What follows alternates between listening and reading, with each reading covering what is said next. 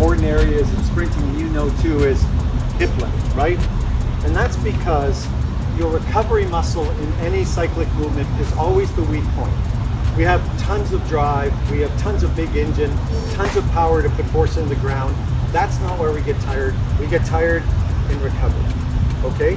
And that's the first thing that shows up. So this is why I think coaches and athletes are always working on ways of trying to get better, longer recovery, higher knee. Because the moment that knee stops coming up optimally, everything starts going apart, correct? It falls in with that poor posture, poor knee lift, et cetera, et cetera. And again, coaches, this isn't a sprinting workshop. This is teaching you about a tool that can help you in these areas. So if there's some of the things you're hearing and you have a different opinion, great, share them in your coaching workshops with your audience when you're teaching sprinting. But for now, hopefully you'll just listen and try and get comment or idea on how this might help in these areas to be a little more helpful online. So to work that, like everything else, posture, we load the problem at the shoulder. Trunk rotation, we load the problem at the trunk. Hip lift, knee recovery, whatever you want to call it, front end mechanic, we load on the front of the hip. And so what we want to do now is, because we're moving into the appendages, we're going to use a little less weight. We're going to start with just 200 grams, load it right up top on that hip. Yeah. So this is directly resisting hip flexion, knee lift recovery. It's a light load. And we start also here. We start at the proximal portion of the hip. Proximal means close to the joint. Because if I take that load and I put it down here, that is going to feel a lot heavier, right? Just think of having a load at your shoulder versus at your wrist. The terminal end, if you know anything about your lever systems, as soon as your moment arm is long, you're going to be increasing force required to make movement around that joint.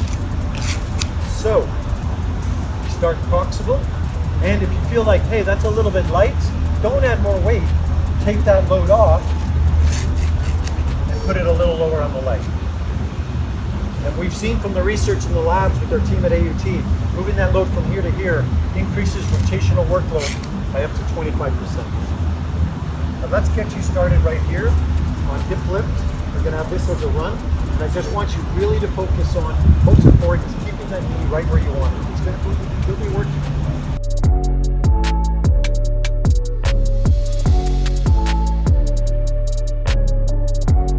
Okay, how does this feel? Okay, I like this one mostly because it's one of the issues I've had, or I still have, and that's when some sprinters run, they tend to go outside, like what do you call it? External rotation, or like a footballer, right? Open legs, yeah. Exactly. But now, since you have the weight inside, the direction goes straight forward. So you're getting that nice close knee, keeping your hips, everything narrow, right? Right. Now that's interesting, folks. Just so you know, we weren't trying to get into that today, and there's a massive area of internal and external rotation. If you notice, the weight is on the inside, okay? And again, it's only 200 grams, half a pound. But because the load's on the inside, and the moment you start lifting it, gravity's gonna pull it down and in. So it's very typical, like you said, if we have athletes that tend to open up a bit and we want to control that, we load them on the inside to self-correct. But if you wanted them to work it, you'd actually put it on the outside part, same thing. But what about, so think about that later. We'll talk about internal and external loading for sprinting in a separate session. But for today, on that knee lift, was it challenging? Absolutely, because as my coach always say, you don't kick out first, you lift.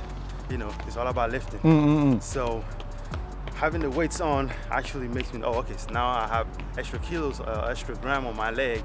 I really need to lift to be able to get that extension. Yeah, and was it getting, how heavy was it compared to normal by 30, 40 meters? I think it was actually from maybe 20 meters. Yep. That's when I felt okay, I got it. Was it already fatiguing you? You know what I mean? Yeah, making you tired? Right. You feel the resistance already. So okay, this is not my normal weight I'm used to running in. Yeah. So it was directly challenging knee recovery. Right. 100%. Okay. 100%. Through the whole motion, from the back to the front, or just at the front? Just the front. Okay. Just the front. But separate. Now we're going to go to the last pattern of over and under striding. But again, front end mechanics, anything with that knee recovery. Coaches, think about positions here. And like you said, I think, Coach, every sprinter in the world is somehow struggling with fatigue to some degree there, yeah? And that might not always be a technical issue, it's just, some of it's just straight conditioning. All right, let's go finish that one.